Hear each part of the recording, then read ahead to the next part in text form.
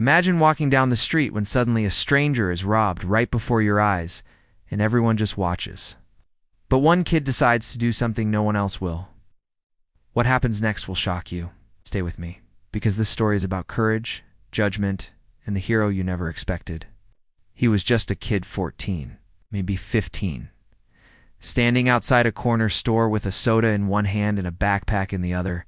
Nobody paid him much attention. Why would they? He blended in with the street, the noise, the background of city. Life. Just another face in the crowd. Just another teen trying to make it home before the sun dipped too low. But within 5 minutes, he'd be the reason a woman was still alive. David, a quiet black teen from the South Side, didn't look like a hero. No badge, no cape, no uniform. He wore a gray hoodie, jeans that had seen better days, and sneakers with worn-out soles. Wasn't looking for trouble. In fact, he was trying to avoid it. His only plan that afternoon was to grab a cold drink and walk to his grandma's house, where he'd usually help with chores and do some homework, but fate had its own plans. Across the street, a white woman stepped out of a silver SUV. Blonde, mid-30s, dressed in a long beige coat and tall leather boots. She looked busy, digging through her purse, tapping her phone, talking to someone through her AirPods. Her head was down. Her keys jingled in one hand, and her other hand gripped the strap of her expensive-looking handbag, and someone else saw it too. David spotted him immediately. A man in a dark hoodie, walking just a little too fast, glancing left and right like he didn't belong. He had this twitch in his movement, like he was fueled by nerves or something worse. His steps sped up, his eyes locked on the woman. David took a sip from his bottle and narrowed his eyes. Something wasn't right. He couldn't hear what the woman was saying, but he could see how completely unaware she was of what was happening behind her. And just like that, the man made his move. He lunged forward and yanked her purse hard. She screamed, twisting with the force of the pull. Her phone flew from her hand and smacked the pavement. The thief turned and bolted, clutching the bag to his chest like it was gold. David didn't think. He dropped his soda. It crashed to the sidewalk, fizzing out in a small puddle, and he ran. His backpack bounced against him with every step. His breath was fast, heart faster. People around just stared. Some gasped. A few shouted, but no one chased the Manex. David. The thief darted into an alley beside the laundromat. David followed without hesitation. He could see the man turning corners, dodging trash bins, stumbling slightly. "Stop," David yelled, his voice sharp and loud. "Give it back." The man turned his head. He looked surprised, like he didn't expect anyone, especially a kid, to come after him. David was smaller, but he was fast. Each step closed the distance. That's when he saw it. The thief reached into his coat and pulled out a rusted metal pipe. David's gut twisted, but he didn't stop. They reached the end of the alley, where a fence blocked the way forward. The man turned to swing. The pipe came at him fast. David ducked. Barely missing it, he threw himself forward, tackled the thief around the legs, and they both went crashing into a pile of cardboard and trash. The man grunted, tried to swing again, but David kicked the pipe out of his hand. They struggled. The man was stronger, older, but David was smart. He used his body weight to trap the man's arm, grabbing the purse and pushing himself away. "Help!" David shouted. "Call the police." A door creaked open behind them. A store owner peeked out. Then another voice echoed from above. A woman leaning out of her apartment window, phone in hand, yelling, "I'm calling 911." The man scrambled to his feet, tried to run again, but more people were appearing now. He was boxed in. There was nowhere to go. Sirens wailed in the distance. David stood, panting, one arm bleeding from a scrape. He held the purse like it was a trophy, not for glory, but because he knew it mattered to someone. A minute later, the woman came running down the street. Her face was red, her makeup smudged, eyes wide with fear. When she saw David, her breath caught in her throat. He handed the purse to her silently. You saved me," she said, her voice trembling. "I can't believe you." She stopped herself and hugged him. David didn't know what to say. He'd never hugged a stranger before. The police arrived. They arrested the man, who barely struggled. Anymore, David sat on the curb, letting the paramedics clean up the cut on his arm. The woman sat beside him. "You're really something," she said quietly. I didn't think." She looked down, ashamed. "Honestly, I never would have expected someone like you to help me." David raised an eyebrow. "Someone like me?" She nodded slowly.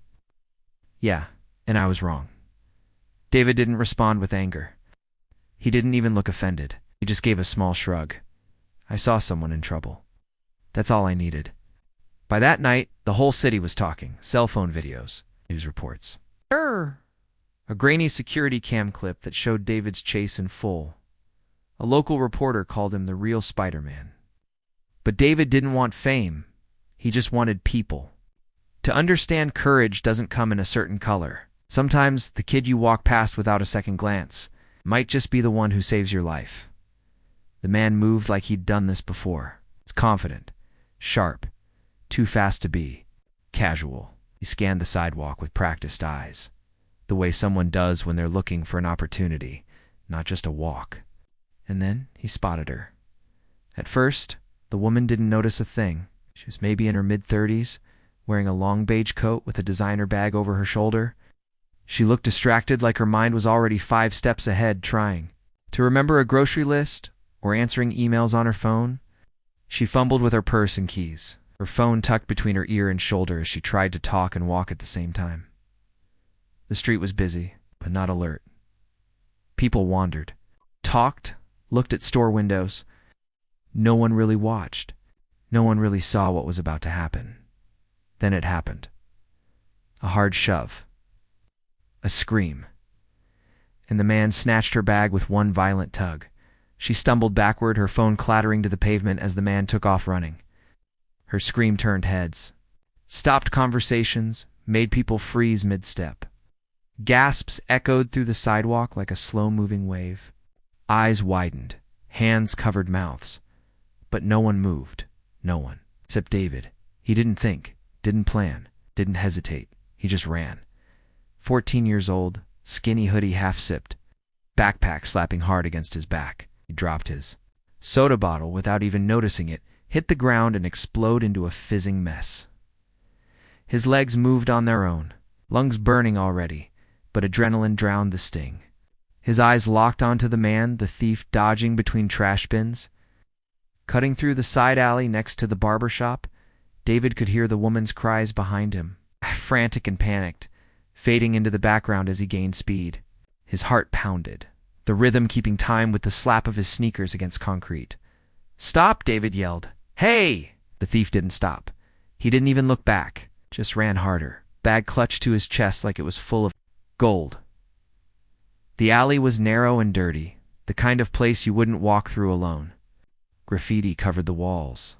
Broken glass crunched underfoot. Dumpsters sat like steel giants on either side, reeking in the afternoon heat. David kept chasing. His legs burned now. His breathing got heavier, but he was getting closer. The thief looked back once, just once, and his face twisted in disbelief. A kid, a teenager, was chasing him? That moment of surprise slowed him down, and that's when David saw it. The man's coat shifted as he moved, just enough for something to slide. Out from underneath, a pipe, rusted, heavy-looking, about 2 feet long. David's stomach dropped. This wasn't just a thief. He was ready to fight. But David didn't stop. He thought about his grandma, about how she always told him, "You may not be the strongest, but you've got a fire in your chest no one can touch." He thought about how scared that woman sounded, about the look on her face when she was shoved to the ground, and he kept running. The alley ended in a dead-end fence. The man realized too late. He skidded to a stop, turned sharply, and pulled the pipe from under his coat, raising it high. David didn't slow down. The thief swung wildly, metal slicing through the air. David dropped low, sliding on the concrete, feeling the whoosh of wind as the pipe missed his head by inches.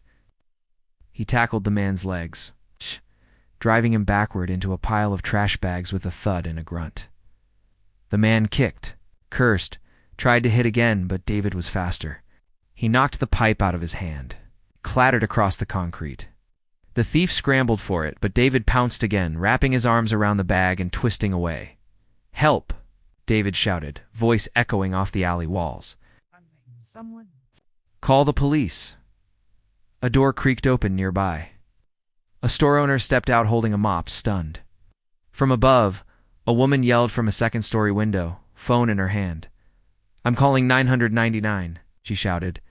The thief tried to run again, but this time there were too many eyes watching.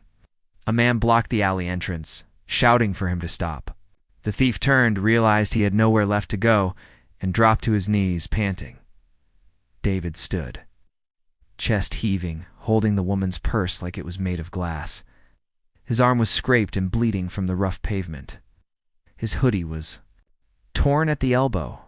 The woman appeared seconds later, running, stumbling, her hair a mess, tears streaking her makeup. She spotted David, her bag, and the man who had tried to rob her sitting defeated on the ground. Her pace slowed, and she just stared for a moment. "You," she began, breathless. "You chased him?" David nodded, still catching his breath. She walked over, eyes wide, voice shaky. "Are you hurt?" "Just a scratch," he said quietly, handing her the purse. She took it slowly, still staring at him like she couldn't believe what just happened. "You saved me," she said, her voice breaking. "I don't know what would have happened." If she stopped, took a deep breath. "Thank you, I mean it. Thank you." He gave a half smile, but didn't say anything. The flashing lights of a police cruiser lit the end of the alley as officers arrived. David sat on the curb while paramedics looked at his arm. The thief was handcuffed and put in the back of the car. The woman gave her statement. And when a reporter later asked David why he risked getting hurt for someone, he didn't even know, he just shrugged. "Because it was the right thing to do," he said. And that was enough. David didn't stop. His feet pounded against the pavement. Each step fueled by something more than fear, something hotter, sharper. The alley narrowed, walls closing in with graffiti-covered bricks and broken-down trash bins. The smell of old grease and spoiled food clung to the air, but David didn't care. All he saw was the man in front of him, the stolen purse clenched, tight in his arms. He was getting closer. The thief glanced over his shoulder, clearly not expecting a teenager, let alone a determined one, to be right behind him. Eyes widened. He stumbled for a moment, trying to regain speed, but the shock had already thrown him off balance. "You picked the wrong day," David shouted, voice cutting through the alley like a blade. In a desperate move, the man skidded to a stop and spun around, lifting the rusted metal pipe from inside his coat. His hands gripped it tight. He swung it with all his weight, aiming to end this chase right there. But David ducked. The pipe sliced through the air, missing his head by inches, the whoosh echoing loud against the alley walls. David didn't wait. He surged forward, ramming into the man's legs. They both tumbled, crashing into a heap of old trash bags that burst under their weight. The impact knocked the wind out of them both, but David scrambled up faster. The man growled, his face twisted. With rage, he swung again, fists now, trying to punch, to claw, to push David off. But David was smarter than he was strong. He saw the pipe within reach. With one swift kick, he sent it spinning away across the concrete. The thief howled in frustration and reached for the purse instead, tugging hard. David gritted his teeth. He yanked back with everything he had, twisting away, pulling the purse into his chest. "Help," David shouted, loud enough to shake windows. "Call the police." No answer. He yelled again, louder. A door creaked nearby. A shop owner leaned out, eyes wide with confusion and fear. He saw the struggle, saw the kid, saw the thief. The man tried to bolt again, slipping past David and heading for the alley's exit. But it was too late. The neighborhood was waking up. A mother shouted from her window. A man from the barber shop stepped outside, phone in hand. A teenager across the street raised a camera. And from somewhere close, the high-pitched wail of sirens tore through the silence. David stood in the middle of the alley, chest rising and falling like waves. He clutched the purse tight, blood running down his arm from a scrape he barely noticed. The thief paused, seeing the gathering crowd at the alley's mouth. People had formed a human barrier. No weapons, just eyes watching, judging, blocking his path. He looked at David, then at the people, then back again. His shoulders slumped. He backed away slowly, dropping to the ground like his legs could know. Longer hold him. He didn't get far. By the time the police arrived, the alley was alive with voices. Curious neighbors stood on porches, store owners peeked from doorways, and phones were held high, capturing every angle. The flashing red and blue lights lit up the walls, like a warning and a promise, all at once. The woman came running from the far end of the street. Her hair was wild, her coat half-buttoned, eyes wide with fear and disbelief. Her heels clicked unevenly against the concrete as she pushed past people, heart thudding louder than the sirens behind her. When she spotted David standing there with her purse clutched in both hands, blood trickling down his forearm, clothes smudged with dirt, her steps faltered. Her knees gave out just enough that she had to brace herself against the nearest wall. Tears spilled from her eyes as she stumbled forward. You saved me," she whispered. Her voice cracked and raw. David blinked, unsure what to do. Then she wrapped her arms around him in a tight, desperate hug. He stiffened for a second, shock, but then nodded slowly. Arms still holding the purse, not entirely sure what to say. He wasn't used to this kind of attention, especially not from someone like her. The officers separated them gently, one leading her to give a statement, the other guiding David to sit down on a nearby crate while a paramedic dabbed antiseptic on his cut. "You did good, kid," one of the officers said, kneeling next to him. "That was brave." David nodded again. He didn't say much. His heart was still racing, his mind replaying the moment when the pipe nearly took his head off. A few minutes later, the woman finished speaking with the officer. She stood nearby. Staring at David, her expression shifted. Guilt, gratitude, confusional, tangled into one. Then she said it, loud enough for those around her to hear. Not a shout, but clear.